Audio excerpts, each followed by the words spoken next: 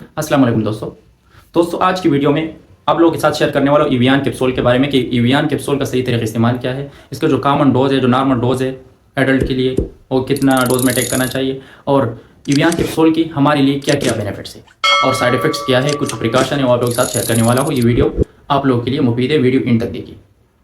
सबसे पहले दोस्तों, इवियान कैप्सूल के जो बेसिक इंट्रोडक्शन है। इवियान कैप्सूल ये एक, इसका जो जेनरिक है विटामिन ई, और साइंटिफिक नेम इवियान का विटामिन ई का टोकोफेरोल है।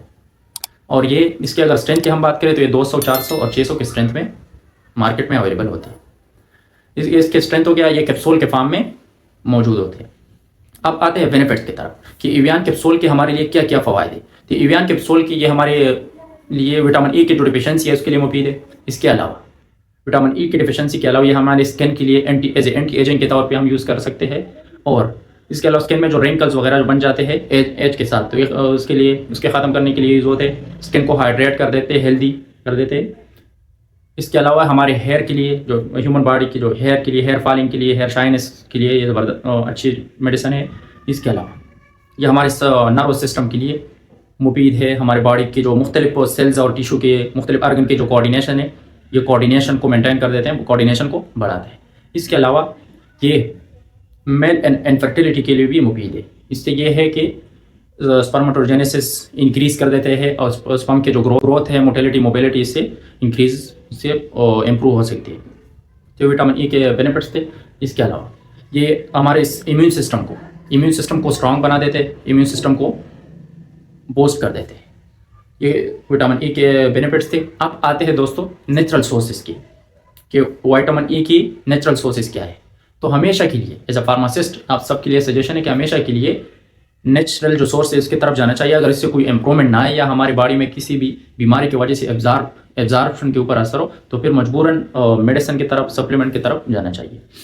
नेचुरल सोर्सेज में ये है कि मेन जो नेचुरल सोर्स है sunflower oil, almond, dry fruit में अक्सर जिस तरह अखरोट, आलमंड वगैरह इसमें पाए जाते हैं, सनफ्लावर ऑयल में मौजूद होते हैं। मेन सोर्सेज है ये थे कुछ main sources Evian vitamin E के। अब आते हैं दोस्तों कि इवियान कैप्सूल की खाने का तरीका, हाउ टू टेक, कि खाने का तरीका क्या है। तो अक्सर लोग मेडिसिन ले लेते हैं, उसका टाइम भी वेस्ट हो जाता है और पैसे भी लग जाते हैं, लेकिन फिर सही तरीके इस्तेमाल नहीं करते। अगर सही तरीके इस्तेमाल हम नहीं करेंगे तो डिफरेंट स्टडीज ये साबित है कि ये मेडिसिन हमारे लिए पॉइजन भी हो सकती है। तो इवियान का जो सही तरीका इस्तेमाल है, एक कैप्सूल टेक करना चाहिए दूध के साथ 24 आवर्स में। 400 mg की बात मैं कर रहा हूँ। 400 mg डेली में सिर्फ पूरी वंस अ टाइम यूज़ करना चाहिए, एक ही टाइम दूध के साथ। अगर दूध के साथ हम टेक करेंगे तो दूध के साथ टेक करने से है कि जो इसका जो एब्जॉर्प्शन है वो सही तरीके से, हमारे ब्लड में एब्जॉर्प्शन सही तरीके से होगा और फिर हमें अच्छा इफेक्ट, जिसके लिए हम ले रहे हैं तो सही इफेक्ट हमें मिलेगा। और इसके अलावा ये कैप्सूल आप प्रिक भी कर सकते हो, कैप्सूल प्रिक करके स्किन के ऊपर या हेयर के ऊपर डायरेक्ट भी लगा सकते हैं। ये तरीका इस्तेमाल हो गया इवियान कैप्सूल के। अब आते हैं थेरेपी के, कि इवियान कैप्सूल की जो कॉमन थेरेपी है वो कितने टाइम तक, कितने ड्यूरेशन तक टेक करना चाहिए। तो इवियान का जो नॉर्मल डोज है 1 मंथ तक भी है, तो नॉर्मल कॉमन डोज है।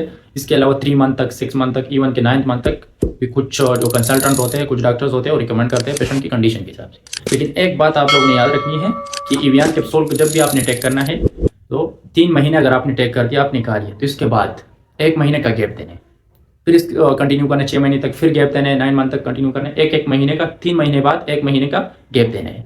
इससे ये है कि ये हमारे लिए बॉडी में एक्यूमुलेट हो जाते हैं। इसका रीज़न ये है कि एक फैट सॉल्युबल विटामिन है, अगर हम कंटिन्यू 6 मंथ तक या 9 मंथ तक कंटिन्यू करेंगे तो ये हमारे बॉडी के लिए नुकसानदेह साबित हो सकते हैं। तो हमेशा के लिए बात याद रखें कि 3 महीने बाद 1 महीने का गैप देना चाहिए। इसका थेरेपी हो गया। अब आते हैं इसके साइड इफेक्ट्स। नॉर्मल जो साइड इफेक्ट्स होते हैं, नाजिया, वोमिटिंग, इस तरह उल्टी का होना या चक्कर आना या सेंसिटिविटी वगैरह, रिएक्शंस वगैरह, एलर्जी हो जाना, ये हो सकते हैं। और जो मेन साइड इफेक्ट्स से ब्लीडिंग के चांसेस भी हो सकती है। तो प्रेगनेंसी और लैक्टेशन में इवियान कैप्सूल कभी भी किसी डॉक्टर या कंसल्टेंट के बगैर यूज़ ना करें। ये प्रेगनेंसी के लिए या लैक्टेशन के लिए बहुत ख़तरनाक साबित हो सकते हैं। इसके अलावा और अगर किसी को क्रॉनिक किडनी या लीवर का इशू हो तो ऐसे लोग भी इवियान कैप्सूल डॉक्टर के मशवरे, डॉक्टर की सलाह के बगैर यूज़ ना करें। मेरे जितने भी सोशल मीडिया के अकाउंट्स है सपोर्ट करें, स्पेशली यूट्यूब को लाइक और सब्सक्राइब करें। इंशाल्लाह फिर नेक्स्ट वीडियो में मिलते हैं। अल्लाह हाफिज़।